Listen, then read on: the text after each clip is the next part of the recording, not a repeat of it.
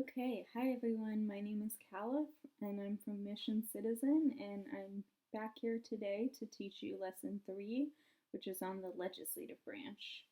So if you have not yet gone to our website and gone to the Student Resources tab and printed out the note sheet and the quiz for this lesson, I would go ahead and do that now. And then just go ahead and once you've printed out those materials, just get started on the quiz. You can either use your notes from last class, lesson 2, or you can just try to do it from memory. And then pause this video, and once you are finished with the quiz, come back and I will go over the answers in a second. Okay, so assuming you have paused the video, done the quiz, and are back here with your answers, we're just going to go ahead and get started with our answer key.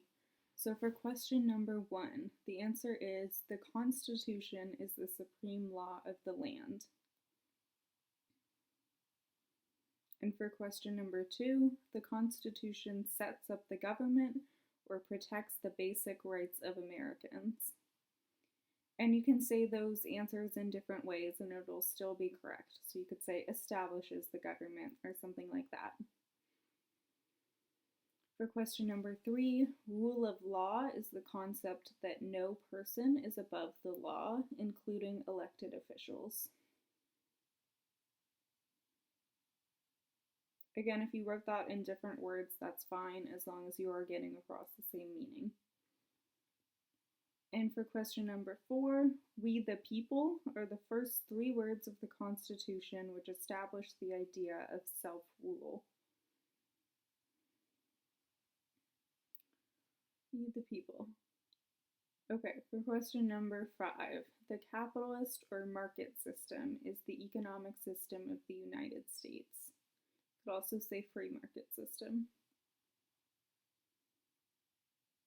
Okay, now that you've gotten questions 1 through 5 on the quiz, I'm going to move on to the next few. So for question number 6, one of the 3 branches of government is the legislative branch, Congress, the executive branch or president, and the judicial branch or courts. So any one of those answers, and you'll notice that some of them mean essentially the same thing, but any of these would be correct if you were to say it during your naturalization interview. For question number 7, the concept of separation of powers or checks and balances ensures that one branch does not overpower another. And for question number 8, the legislative branch or Congress makes the laws. For question number 9, the executive branch or the president and his cabinet or her cabinet enforce the laws.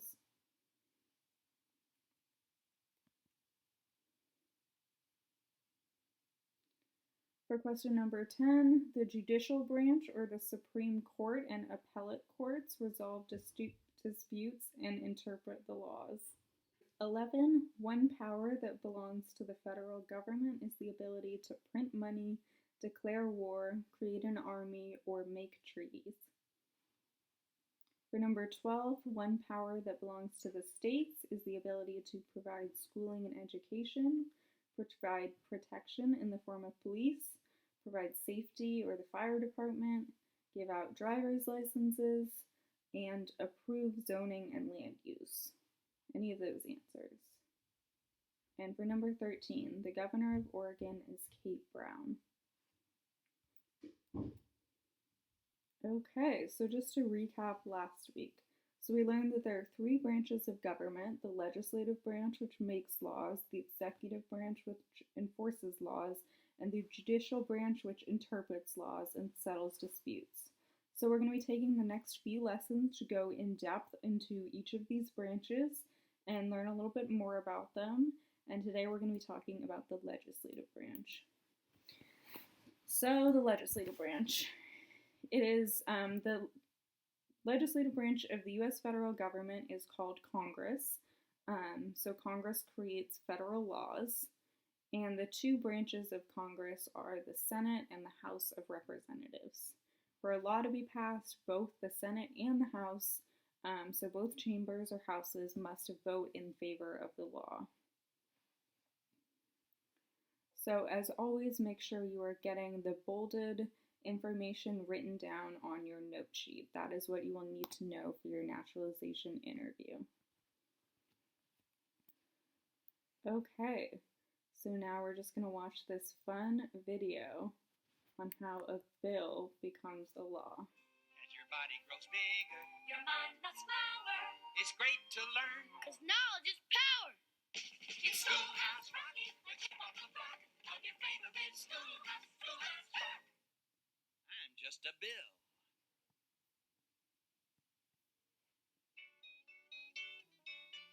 Whew, you sure gotta climb a lot of steps to get to this Capitol building here in Washington.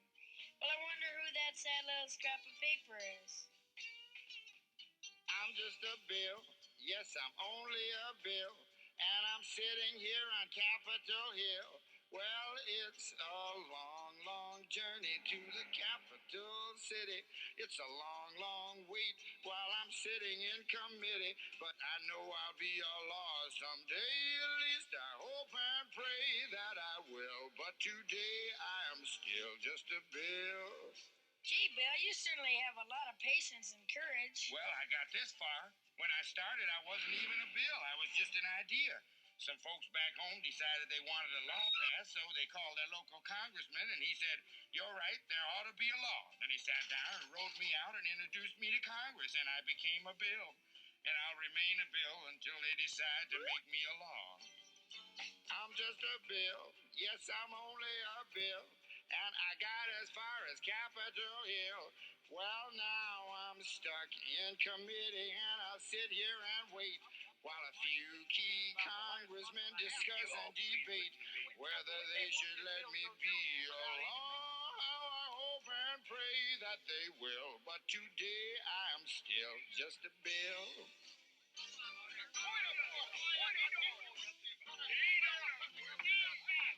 Listen to those congressmen arguing. Is all that discussion and debate about you? Yeah, I'm one of the lucky ones. Most bills never even get this far. I hope they decide to report on me favorably, otherwise I may die. Die? Yeah, die in committee. Oh, but it looks like I'm going to live. Now I go to the House of Representatives and they vote on me. If they vote yes, what happens? Then I go to the Senate and the whole thing starts all over again. Oh, no. Oh, yes. I'm just a bill. Yes, I'm only a bill. And if they vote for me on Capitol Hill, well, then I'm off to the White House where I'll wait in a line with a lot of other bills for the president to sign. And if he signs me, then I'll be a law. How I hope and pray that he will. But today I am still just a bill. You mean even if the whole Congress says you should be a law, the president can still say no? Yes, that's called a veto.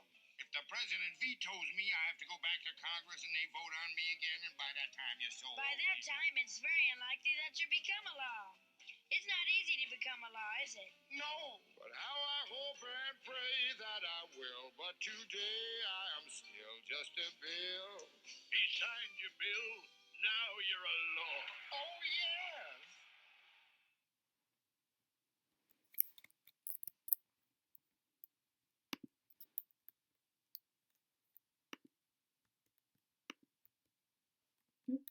Okay, so that was just a video explaining the process of how a bill becomes law. You don't need to know this process in depth for your interview, but I just thought it would be important for you to get a little bit of an overview so you have a sense of how the legislature actually works. Okay, so now moving on to a little more explanation on the House of Representatives. So the House of Representatives has 435 voting members representing districts in all 50 U.S. states. And what a district is essentially, it's just a chunk of the state that is assigned to a different representative. And each member of the House of Representatives is elected for 2 years, and states with more people get more representatives in something that's known as proportional representation. So representation in the House of Representatives is directly related to the amount of people that live in a state. So larger states will have more representatives, smaller states may have as little as 2 representatives. Okay, and the leader of the House of Representatives is called the Speaker of the House. Currently, the Speaker of the House is Nancy Pelosi, but this is subject to change every couple years, really. So I would keep your eye out on the news and make sure you look that one up before you say it during your naturalization interview, just in case it has changed. And the House of Representatives has some unique powers that the Senate does not share. And these include initiating revenue or tax bills.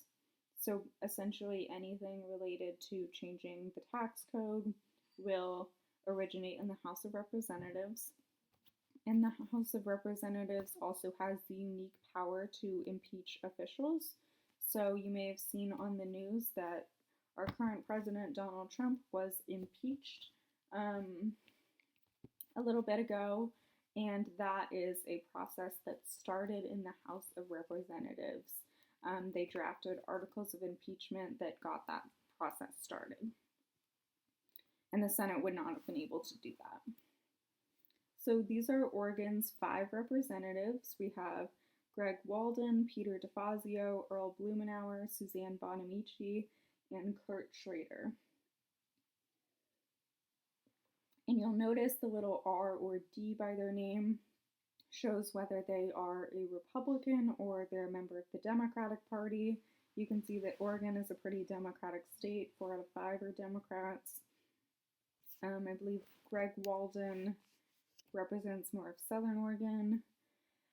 Earl Blumenauer and Suzanne Bonamici represent the Portland metro area, so it's likely that one of them is your representative, but you are going to want to look that one up because you do need to know your personal representative for your interview. Yeah, so as I said, it's likely Blumenauer or Bonamici, but you can go ahead and double check at this link. You just put in your address and that'll find your representative.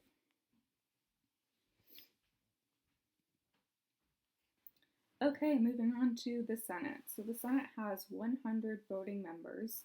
Each of them is elected for a 6-year term. And 50 states, so each state has 2 senators. And because every state has 2 senators, regardless of their population, this is an example of equal representation. And that's as opposed to proportional representation, which we saw in the House of Representatives. So because senators are not assigned to districts like representatives are, they represent all of the people of their state.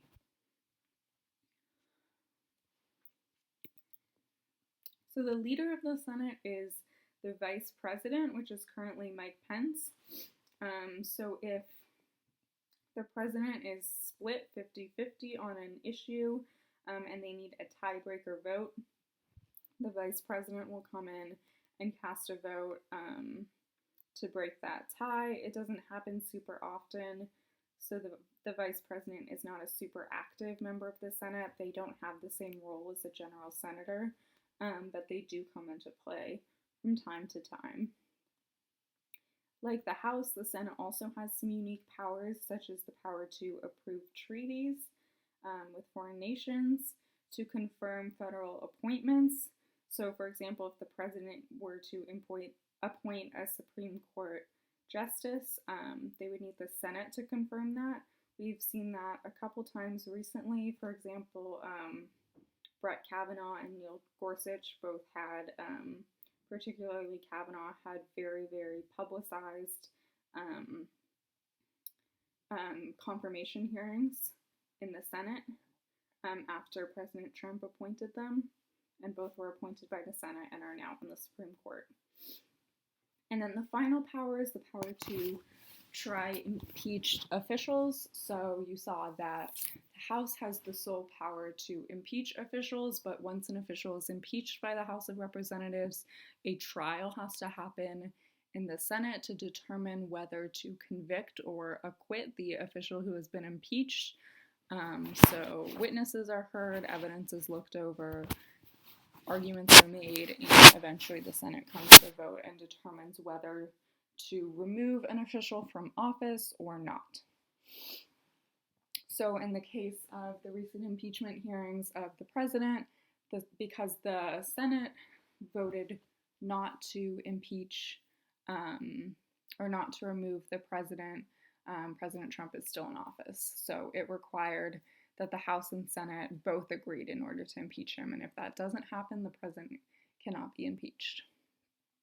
So that's, if you remember from last lesson, that is a good example of checks and balances and separation of powers and how that prevents one chamber from kind of acting on its own without the agreement of the other chamber.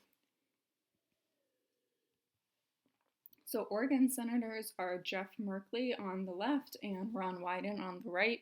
You'll notice they are both Democrats, and you're going to need to know both of them because regardless of where in Oregon you live, they are both your senators because senators represent all the people of their state. Okay, so let's talk a little bit more about those different types of representation we discussed. So the Senate has equal representation, while the House of Representatives has proportional representation. In proportional representation, a state's number of representatives is based on its population, whereas in equal representation, all states have the same number of representatives. Because state populations vary, different states can have radically different numbers of representatives. So for example, California has 55 representatives, whereas Oregon only has 5, because California has a significantly larger population. There are more representatives representing California. So that gives California a little bit more power, or actually a lot more power in the House of Representatives, but we have the same amount of power in the Senate because that has equal representation. We both just have 2 senators. Okay, so now we're going to move on to our quiz. So my first question, go ahead and call it out or write it down or just think of it in your head. Who makes federal laws? The answer could be Congress, the Senate and House of Representatives, or the U.S. or national or federal legislature. What are 2 parts of the U.S. Congress? The Senate and the House of Representatives. The House of Representatives has how many voting members? Sorry about that. The answer is 435 voting members. We elect a U.S. representative for how many years? The answer is 2 years. Who is the Speaker of the House of Representatives? Currently, the Speaker is Nancy Pelosi, Representative Nancy Pelosi. Okay, oh, I see why this one wasn't a fade-in. Okay, the question is name your representative, and here are the 5 representatives. Again, just double check on that link I provided earlier. You can figure out your representative. It's likely Blumenauer or Bonamici, and just make sure you remember that name. How many U.S. senators are there? 100. We elect a U.S. senator for how many years? 6 years. Who does a U.S. senator represent? The answer is all of the people of the state. Name one of Oregon's senators. I'm sorry, before I might have said that you need to know both. You actually only need to know one. You could say either Jeff Merkley or Ron Wyden. Okay, why do some states have more representatives than other states? This one you can say a couple of ways. You can say because of the state's population, because they have more people, because some states have more people, or any other way you want to restate that same meaning. You could also say something like, because there's proportional representation in the House of Representatives, some states have more people, so more representatives in the House. Okay, so that was a quick lesson today. So make sure you got everything in the bold on your note sheet. And yeah, this is the point in an in-person class where we would go ahead and do a little discussion on your favorite Oregon experience. But because we're not here, we're just going to breeze past that one. And I'll remind you that if you have any questions, you can shoot us an email at missioncitizen@gmail.com. Yeah, or you can call us at the number on our website, missioncitizen.org. Or you can leave a comment on this YouTube video even. We could get back to you in that way as well. Okay, well, thank you for listening, and I hope to see you in the next video.